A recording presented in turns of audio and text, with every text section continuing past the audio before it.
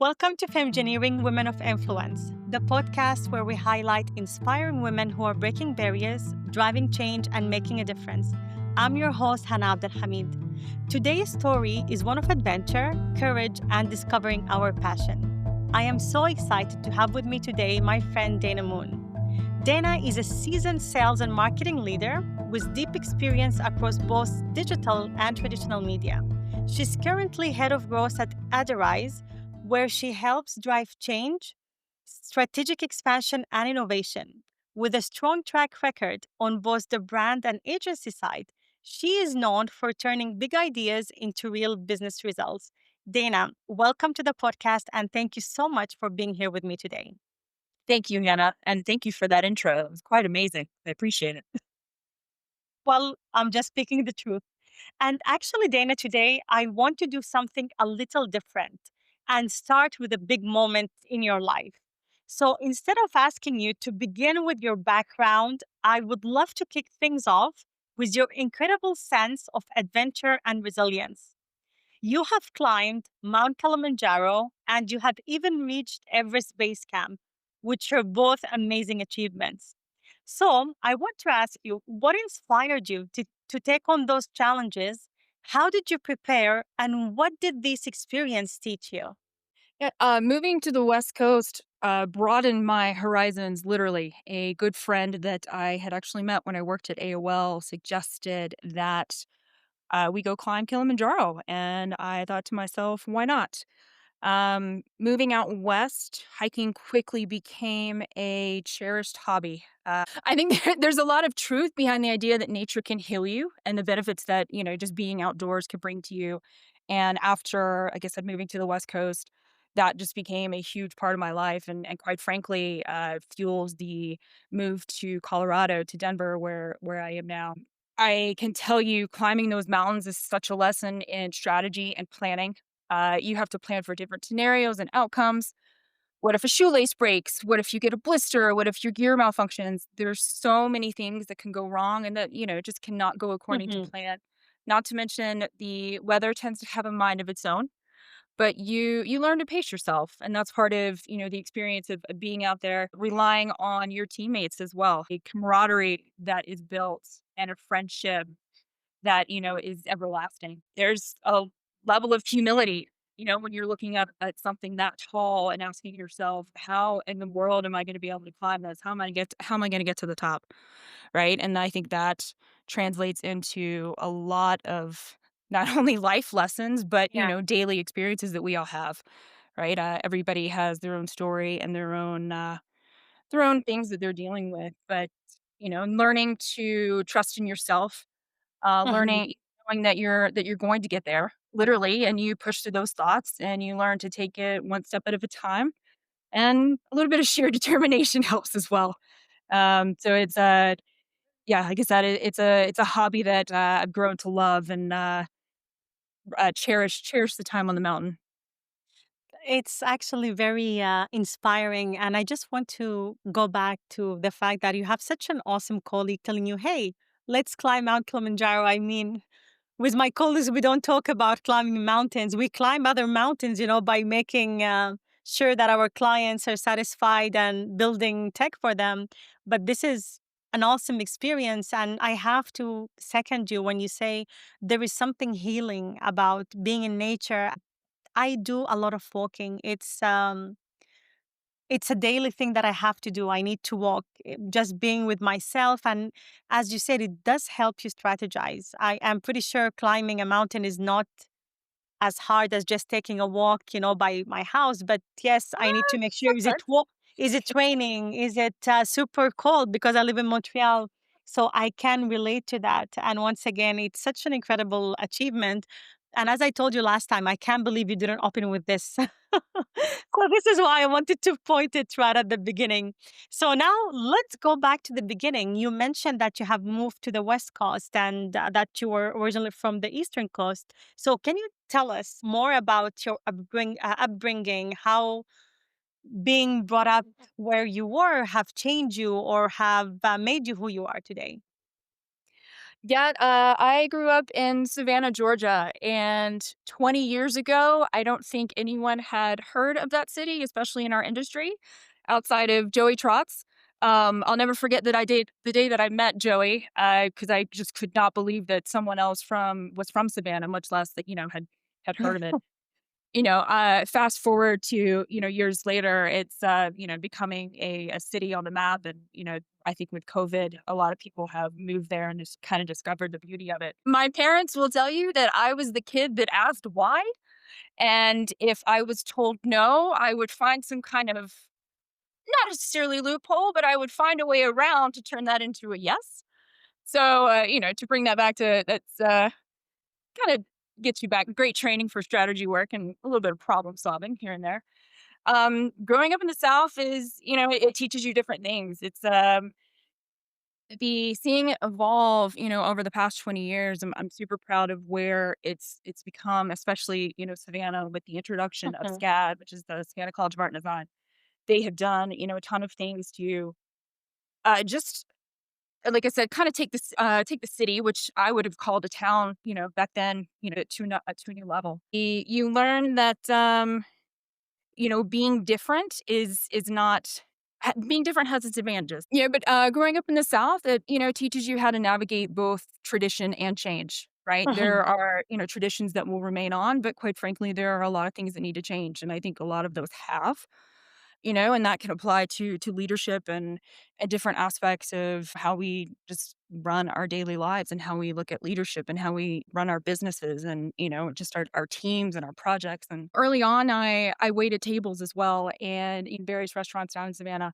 mhm, So and again, I had experience as well. That's obviously a people facing position, whether you like it or not, and you deal with different personalities, you deal with different lifestyles. You deal with, tourists that are coming in and, yeah, not fully aware of, a small town in the South and things like that. So all of those things I think prepare you for, a journey later in life, but also teach you, like I said, the skills to work, to think creatively, stay curious and to if mhm, there is a problem, how do I solve it? How do we all, look at the different outcomes and how do we get there?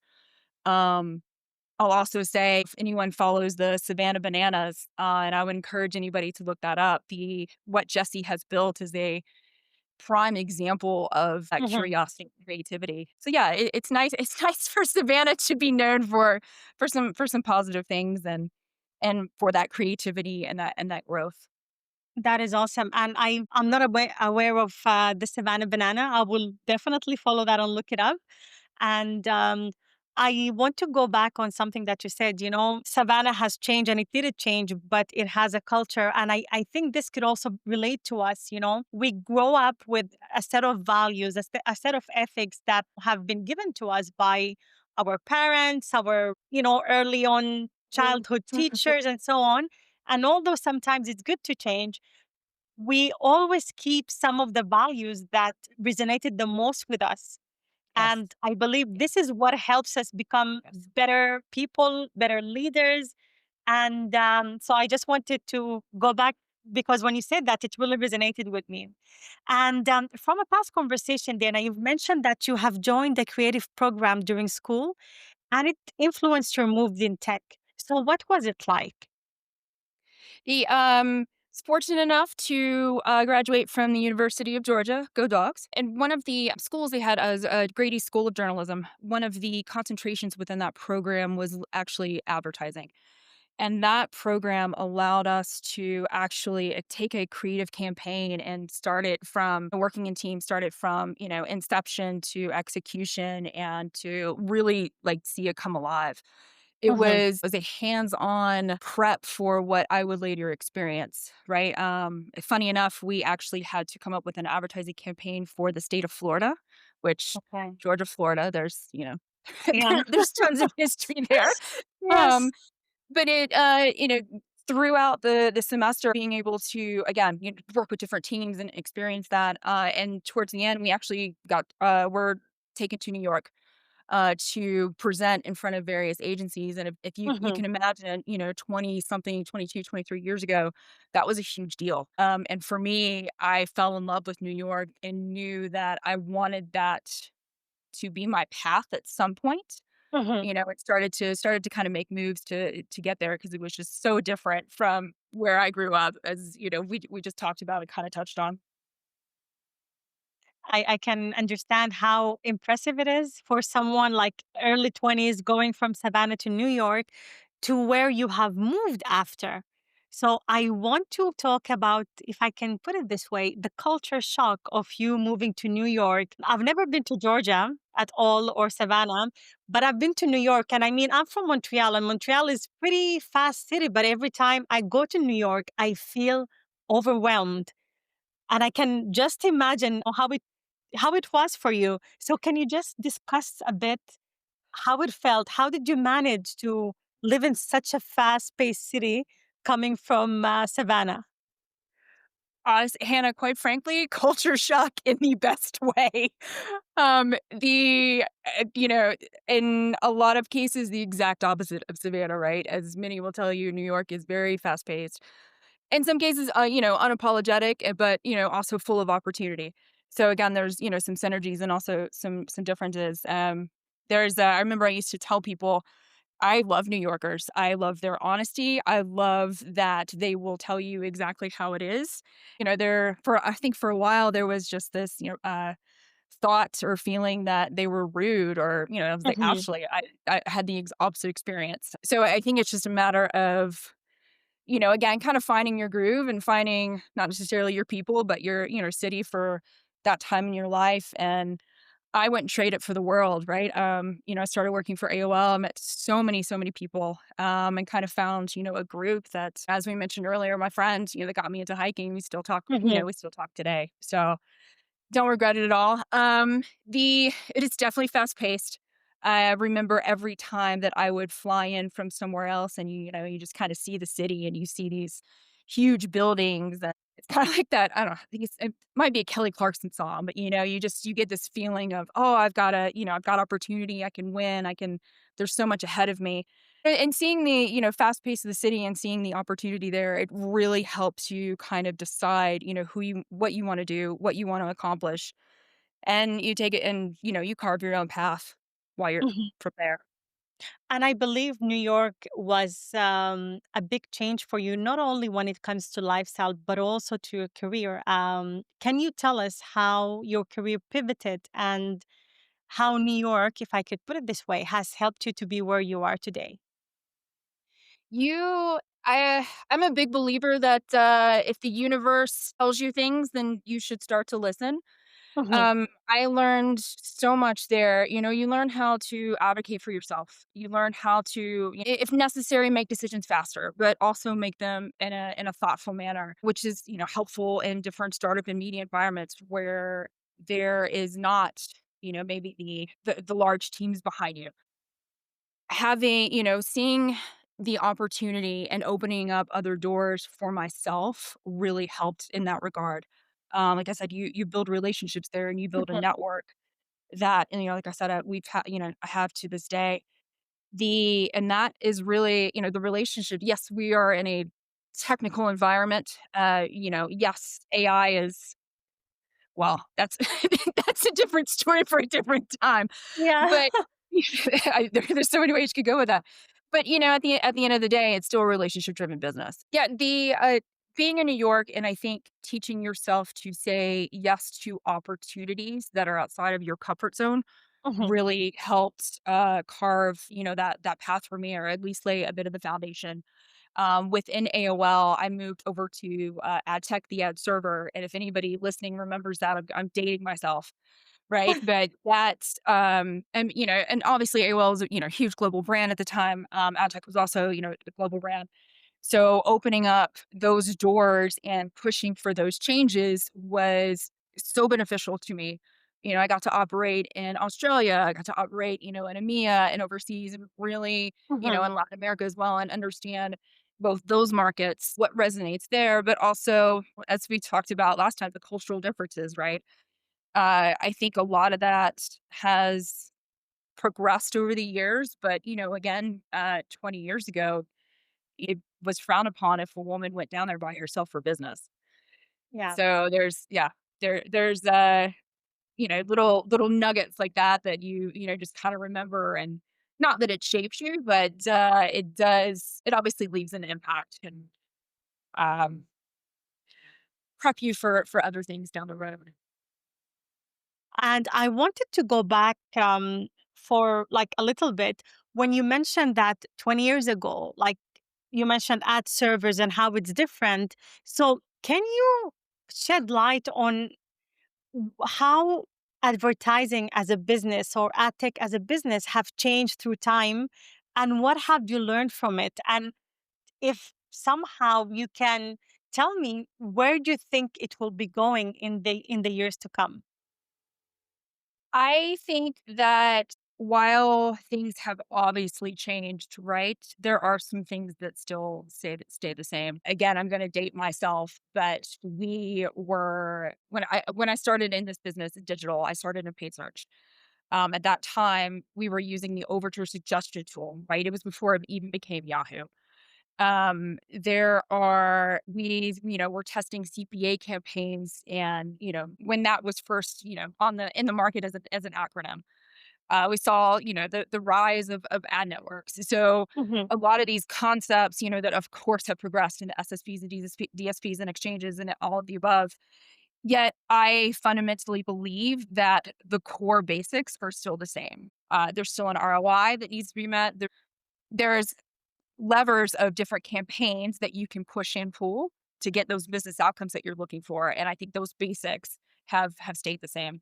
While, personalization, AI, as we just had a brief laugh about, those Yeah. things are always going to, we hope they're going to innovate. And I think they are. I think it's important to understand that without the very basics that you learn in this industry when you start, you're just kind of pressing an easy button. And I would encourage everybody to ask why. If you're given a report, well, why did this happen? Why was there this spike here? Why was there this delta here? And kind of peel back the layers of the technology and really understand what prompted those changes. And I think that will kind of help others, or I think that will help understand what the actual performance is. I think that any Hmm. company and any person that does not innovate, and again, as we talked about earlier, kind of getting out of your comfort zone, if you're not growing or if you're not learning, somebody else is. And being able to recognize that and just stay curious and ask why, and again, being able to grow and Hmm. adapt and innovate. I think those are both the traits of people that will be successful and likely are. And then companies as well. Those are the companies that you're going to see thrive versus go The under. ones that want, yeah. I like that you're putting the emphasis on education and to continue learning because just not just ad tech, but technology as a whole is a very fast-paced industry. So it's very important that we keep on learning and we keep on improving ourselves. Now, I want to move to a completely different topic. You have been in the industry for a while now. And I was wondering, do you still notice some biases or barriers for women in tech today? I know you mentioned 20 years ago it was frowned upon for women to travel alone for a business trip. So I'm wondering, and I'm pretty sure it has changed, but I want to hear about your experience. I 100% agree with you. I think it has changed, but I think we have so much further to go. Even if you look at inequality in pay, if you look at, the numbers of, women that are CEOs of tech companies, or just in leadership roles in those companies, and I think that should change. Obviously, I think there is a little bit of a changing of the guard coming, and that's encouraging, right? Hmm. And even that, and I'm experiencing that where some of these women's groups that we're both involved in, the Women in Programmatic Network, Advanced Women, you are able to come together and have a very frank conversation. But the first question is, how can I help? How can I help you? And it's a very, giving network, Mhm. and I think the network that is going to, continue to grow, and I think that's, incredibly helpful for, those of us that are, seeking leadership roles and leading by example. However, we might just not have the, awareness that, men have typically had in this role in terms of speaking opportunities, in terms of being on panels, this, this podcast that you've created, right? Right? It's amazing. So having, more and more of those platforms to where we could hear those voices and diverse voices and more, I think, that's going to not only obviously help, shift things, but also help shape it. I personally think that the best teams were diverse ones, right? You want people from different backgrounds, you want people from different experiences because they're going to be able to bring a fresh perspective to it. I definition of insanity, right, is doing the The same, same thing, right, yeah. yeah, and expecting different outcomes. So, and it's still very frustrating to see. So the more that women we can encourage each other and, lift each other up, and again, how can I help you? How can I support you? That's going to make all the difference in the world. I completely agree with you. It's very important not only to ask if we can help, if we can offer our help, but oftentimes I've seen women struggling, but I don't know if it has to do with the culture or pride or what is it exactly, but we struggle to ask help sometimes. And I find myself victim of that as well, that sometimes I'm too stubborn, and me it's out of stubbornness. I just want to do it on my own, so I don't ask for help until like I'm burnt out completely. So yeah, I like that you've highlighted this. And Dina, if we can get a bit personal, and perhaps can you share with us a moment in your career that was hard for you or even painful as a woman leader, and how did you get through that?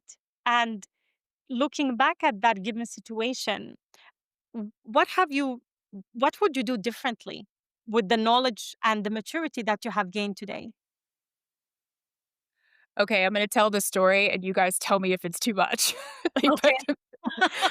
um, And, Hannah, actually, several times over the years when, I personally have walked into a meeting that, is male dominated, it was just assumed that I was there to either get coffee, take notes, or, it's some other, I guess, activity that I was not actually intended to be there for. And that to an extent still happens a little bit today. I'm not gonna lie to you, or paint a super rosy picture because Mhm. like we just said, there is more work to do. Um, being trying to handle those situations with grace is it's frustrating, right? That's when something like that, tends to happen over and over, you sometimes begin to doubt yourself. Do I deserve to be here? Do I deserve a seat at the table? And there are days when, full disclosure, right? You want to give up. Like you get tired of fighting. Yeah, It's very I yes. exhausting. But I think you have to recognize that, right? Recognize those moments, take a rest and then, get back in the fight, proverbial fight, so to speak. Mhm.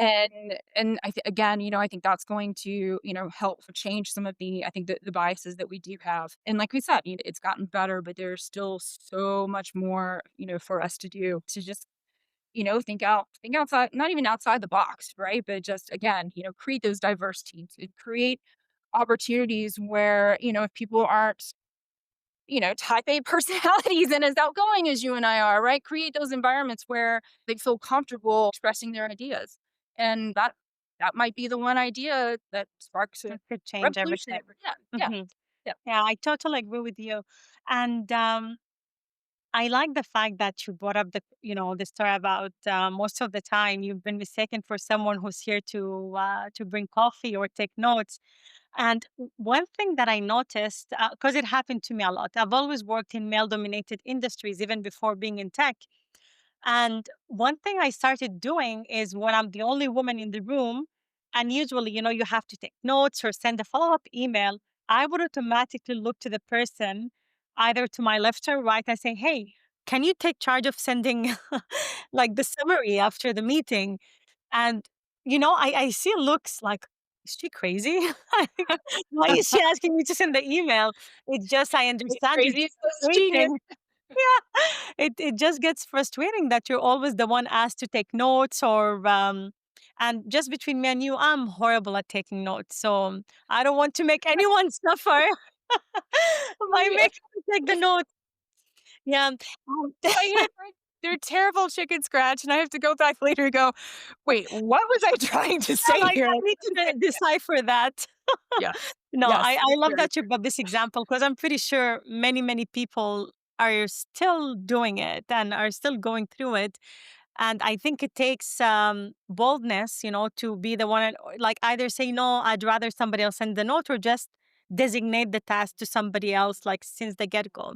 And I know that you've mentioned to me that you have traveled a lot, through your work, like Europe, Australia, South America. And I was wondering, have you felt any or have you seen any differences between how business is conducted in these countries, rather, compared to the United States or North America?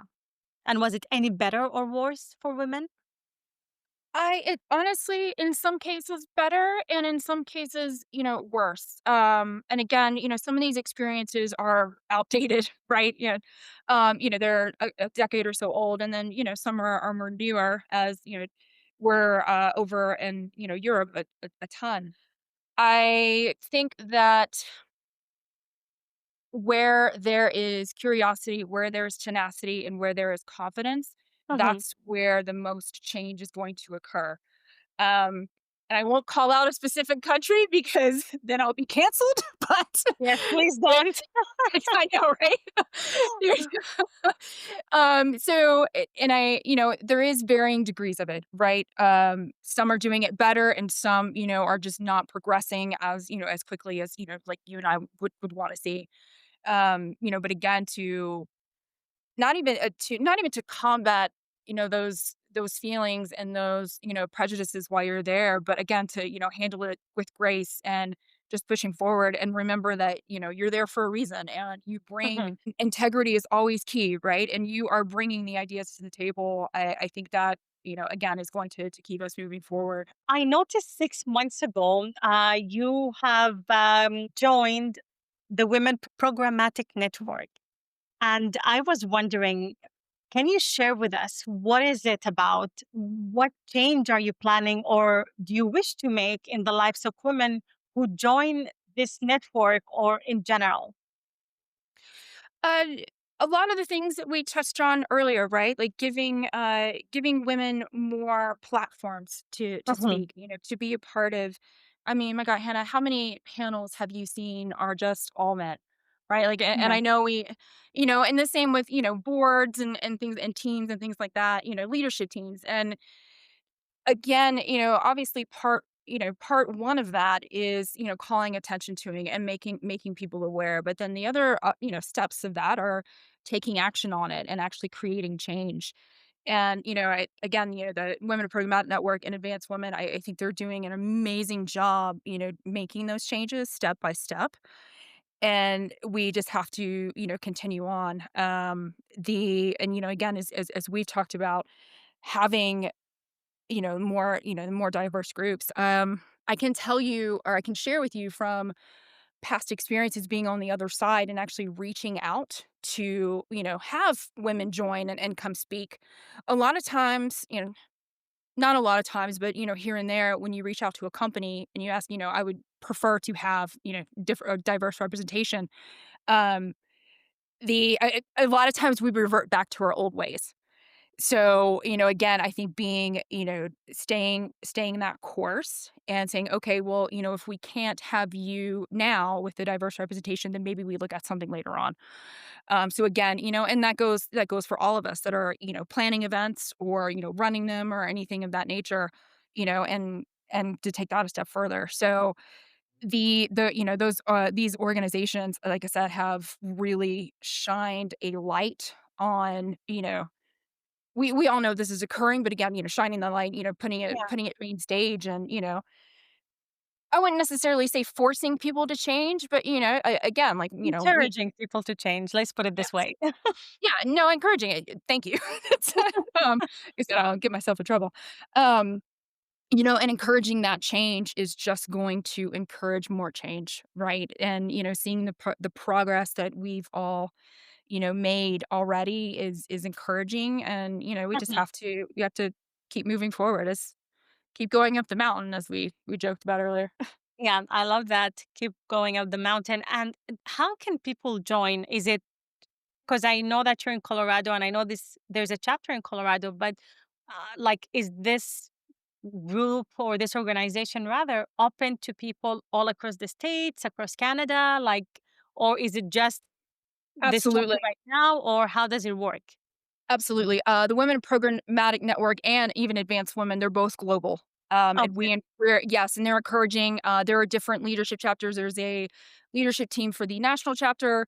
Obviously, we have one here in Colorado, and then the same for Advanced Women. They're, again, we want to be diverse, right? We want to have those Yeah. conversations. What are you experiencing, over the pond, and what are you Mhm. experiencing, in APAC?